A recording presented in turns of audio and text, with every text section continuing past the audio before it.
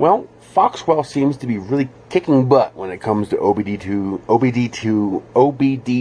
automotive scanners. First, they're one of the few that always include a case. I really appreciate that. I'd like them to put their name on here and what this is, so that when I have a stack of 15 cases in my shop, I can tell which one's which.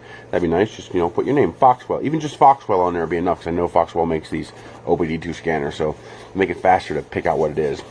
So it holds all the parts, and something I very much appreciate, there is room in the bag for the manuals. The other piece of paper is a little too big, but that's okay, because now the USB cable's in the way. I can fold that in half, and that will also fit in there as well. That's important, because these devices can be complicated enough that sometimes you need to reference the manual. So being able to fit the manual in the case is very nice. Your scanner goes here, your 12-volt plugs go here, because that's where this one gets interesting. It's your standard OBD2 cable, non-removable plug. That's okay though. This is a really, it's overmolded with a real good strain relief. There is your OBD2 connector, and what makes this one, you got all your standard scanning functions. Nothing super advanced. You're not going to do SRS or ABS with this, but that's okay. Most people don't need to.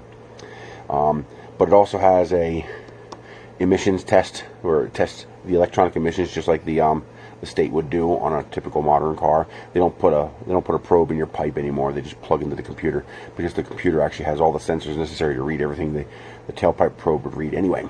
But this one goes a little further.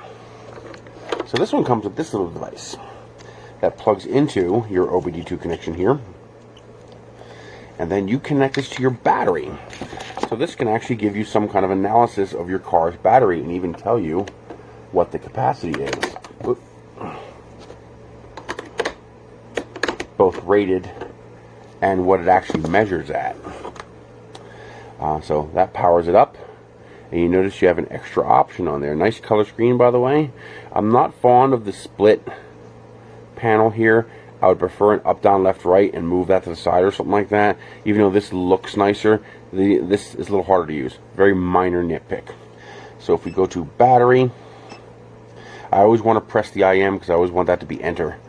So again, I'd push that IM off to the side and use a more standard test.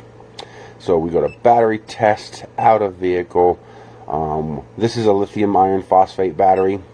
So I'm just going to pick something that's close, because I happen to know what the specs are for this battery. We're close to it. And then we hit confirm. So now it tests the battery, and it actually gives you the results.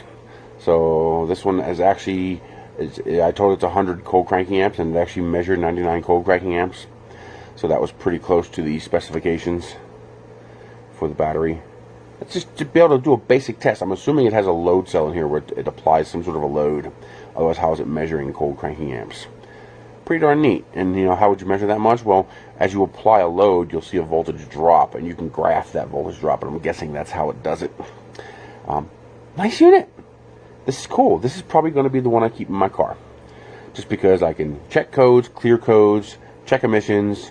Although I don't need that here, and I can also test a battery, which is pretty nice to be able to have handy all in one little package. Keep it up, Foxwell.